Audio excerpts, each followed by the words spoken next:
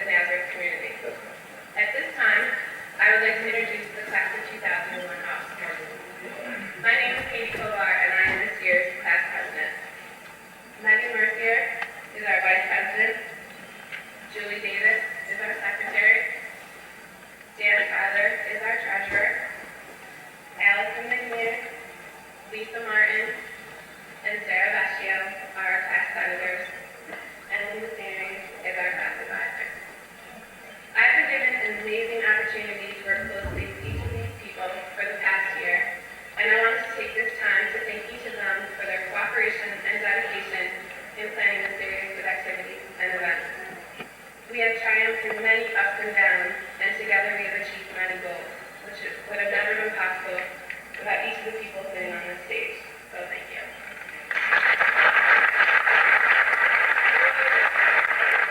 You've earned academic credit.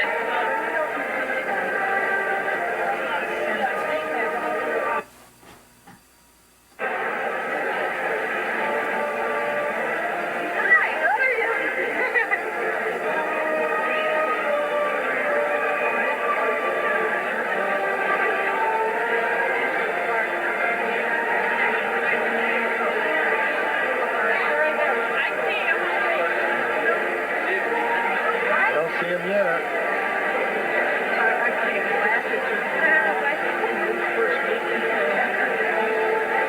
Maybe I'll try and catch him.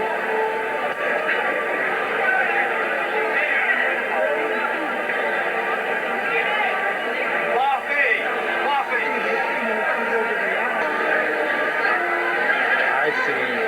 Here he comes. Go ahead, you can pick it up when he gets down here.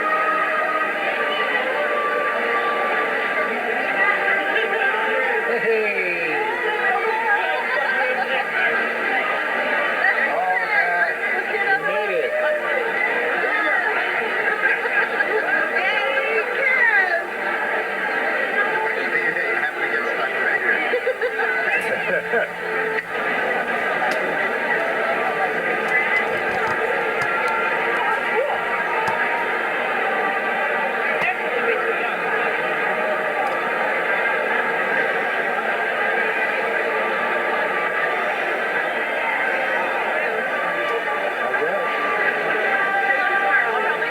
Assembled. Officers and trustees of the college have mounted the stage. All are assembled for the 74th commencement of Nazareth College of Rochester. Will all remain standing, or will all stand, for the singing of America the Beautiful, led by Dr. Barbara Scarabelli, and for the invocation, led by Deacon Leo Amon.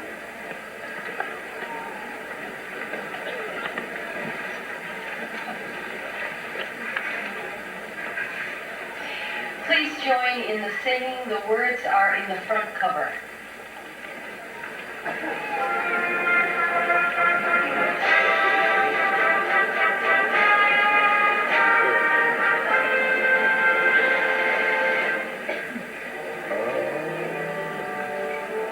Oh, beautiful forsaken time, forever ways of grace, for purple mountain majesty,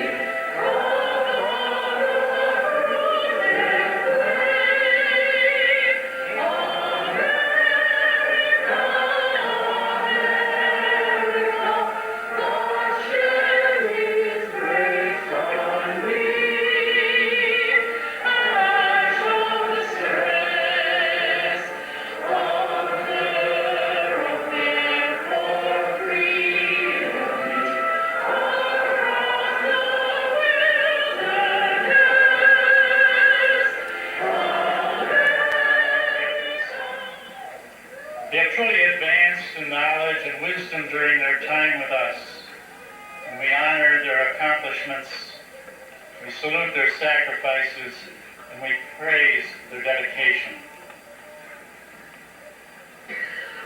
We thank you for their mentors, their families, and all those who have supported them. We ask you, Lord, to fill their hearts with joy and hope and gratitude at this commencement. As they receive their diplomas today, give them a deep desire to share their gifts with a world hungry for truth, hungry for beauty, hungry for goodness. Amen. Would you please be seated? 3 women to be selected by NASA as a pilot astronaut. She's proof that determination, self-confidence, and a willingness to learn are the most important factors in achieving your dreams. As we celebrate with our graduates today, it's important for us to remember that Colonel Melroy, who grew up in Rochester face many of the same questions that you are now facing. What to do with your life, how to channel your interests and your passions into a life that is fulfilling and benefits society. We could do worse than look to Colonel Melroy as an example of how to answer those questions. She shows us that there is no limit to what we can achieve if we just hold fast to our dreams. It's now my great pleasure to present Lieutenant Colonel Pamela Melroy.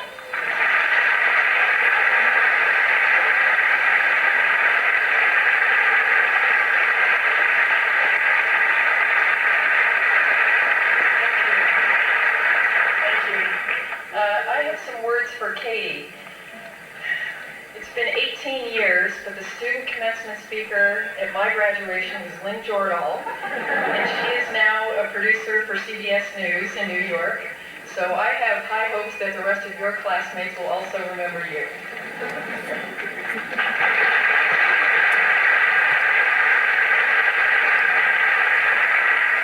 I have to thank you so much for inviting me here. It's such a pleasure to share this moment of success with you. By anyone's standard, what you have achieved is a testament to who you are and what you can accomplish. Now, I use that term standard with a thought in mind. It reminds me of an old story about a mother and her son. The mother was so happy when her bouncing, healthy, happy baby boy was born. She watched him grow and develop, sitting up, standing, finally walking, and even learning how to feed himself. But there was one thing that bothered her. He never spoke. She discussed it with her husband. She took him to a doctor. She took him for tests and to speech therapists, but still he never said a word. He was normal in every other way, and eventually she decided not to worry about it anymore. One morning she was running late and had several distractions as she was preparing breakfast for him. Suddenly he said, "Mom, you burned the toast." Stunned, she stopped everything, looked at him and said, "What? Why haven't you spoken before this?" And he said, "Well, before this, everything was pretty much all right." Well, it's a funny story, but part of the reason why it's funny is that we don't really expect kids to have very high standards. An ice cream cone, a hug, and you pretty much made a 5-year-old happy. As we get older, our standards get a little more complex. You're talking about Nintendo, the latest special effects in a movie, a date to the prom, an A on your test, or all of the above. Now, as a child and as a student, you have parents, teachers, friends, and even the media who have set many of these standards for you. Over the last few years, you've had to meet a lot of high standards, both academically and socially here at Nazareth.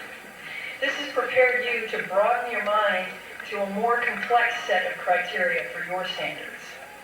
You may have heard about a recent study that showed that people who were not very competent at a task were generally a pretty poor judge of whether they were good at it or not.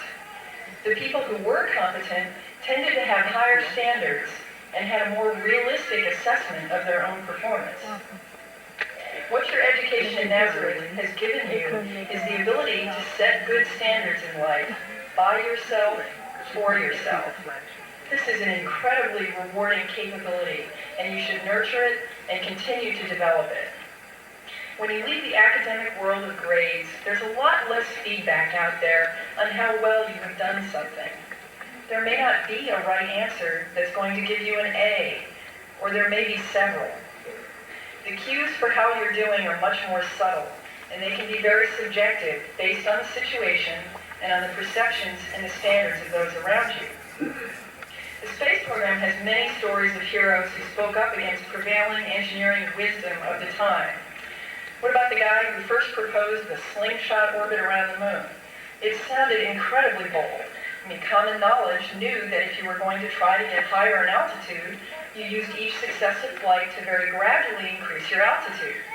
But because of orbital mechanics, which not very many people understood at the time, the simplest and most fuel-efficient way to go to the moon was to go all for it and swing around and come the other side and come home. Now that guy could have been fired, but fortunately for us, he eventually persuaded his boss, and we went on to the moon in exactly the way that he had suggested. I have another story about a personal friend, Mr. John Kiker. You've never heard his name, but he's the man who first thought up the idea of transporting the shuttle on the back of a Boeing 747. This was way back when the shuttle was just a gleam in some engineer's eye. You see, the shuttle has rocket engines that are intended to get you into space, but no engines for flying itself around in the atmosphere. So it's the world's biggest glider for landing. Well, it was planned to land from space at Edwards Air Force Base in California. And then somehow it had to get back to the Kennedy Space Center in Florida for launch. Well, how are they going to get it across country? The traditional idea was to have special engines that you could strap onto it. Some people thought that you had to build those special atmospheric engines into it. But this would have greatly increased the weight of the shuttle and reduced the amount of cargo that it could lift to space. If those people had won, we would not have had the capability to be building the International Space Station the way we are today. But my friend John Kiker was a big model plane enthusiast. He built a scale model of the shuttle and a scale model of the Boeing 747, attached them, and proved aerodynamically that it would work to ferry the shuttle strapped to the back of this enormous aircraft. His boss thought he was a crackpot. Fortunately, he had a friend up at NASA headquarters. He slipped a copy of the proposal to the friend, who brought it to other engineers who scratched their heads. Try as they might, they couldn't find a reason why it wouldn't work, and a lot of reasons why it was a great solution. Word came down to Houston from Washington, give it a go. And when the rest of the engineering community in Houston had a chance to look at it, the idea took off and became commonly accepted. Years later, when I was a test pilot at Edwards, I watched the incredible sight of these two enormous vehicles mated together, lifting off into the dawn. My eyes told me that it couldn't fly, but it had been flying like that for years. And on my very own shuttle mission, STS-92, we landed at Edwards and later saw our shuttle Discovery strapped to the back of a Boeing 747. And all because one person looked inside himself for what was good and what would work. You will also find in your careers that many seemingly unrelated factors can play into others' assessment of your performance. You can get an award, or you can get fired. And while it will almost always reflect at least some aspect of your performance, sometimes it's just because you're in the right place at the right time, or the wrong place at the wrong time. If you blindly believe it was always because you deserved it, that can be a real problem. Having your own internal set of certifying that they have fulfilled all the requirements for these degrees and recommend that these degrees be conferred upon them. By virtue of the power vested in me by the Regents of the University of the State of New York and by the trustees of Nazareth College of Rochester, I confer upon these candidates the degree Bachelor of Science for the rights and privileges thereto appertaining. The Bachelor of Science degree is awarded cum laude to students who have earned a cumulative quality point index of 3.5 or higher, and magna cum laude to students who have earned a cumulative quality point index of 3.75 or higher. Again, we shall recognize students who are graduates of the Nazareth College Honors Program. These students have completed 2 honors seminars and the Senior Honors Thesis. Please hold your applause until the entire group has received degrees. Susan Elizabeth Hollister. Chad Randall Horst. Samuel Roy Fusner. Ann E. Jakonski. Devin Pomeroy Jenkins. Catherine A. Johnston, cum laude. Stacy Lynn Jones. Tanya Yvonne Jones. Christina A. Kelly. Mary E. Keeper, magna cum laude. James Francis Kerwin. Megan Elizabeth Klein. Koch.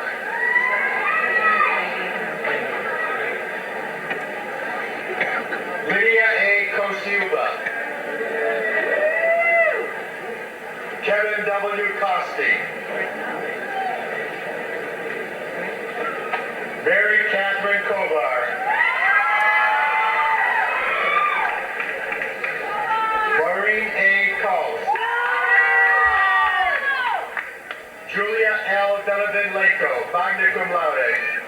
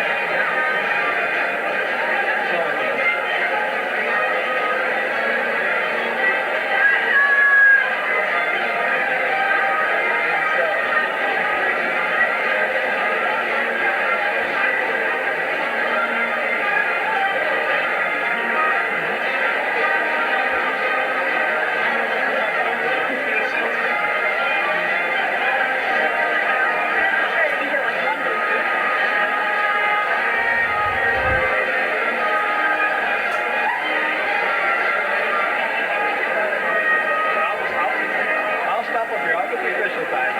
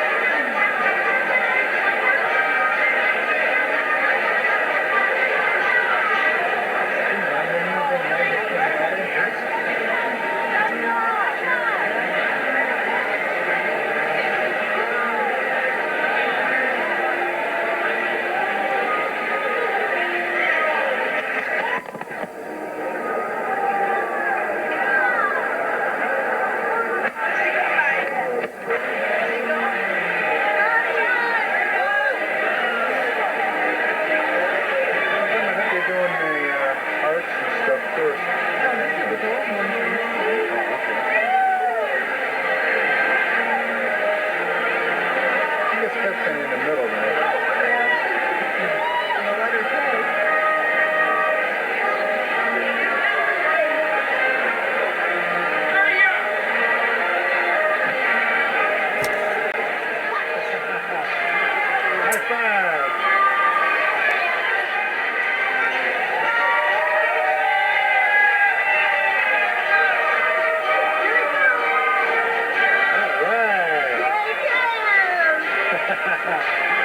High five.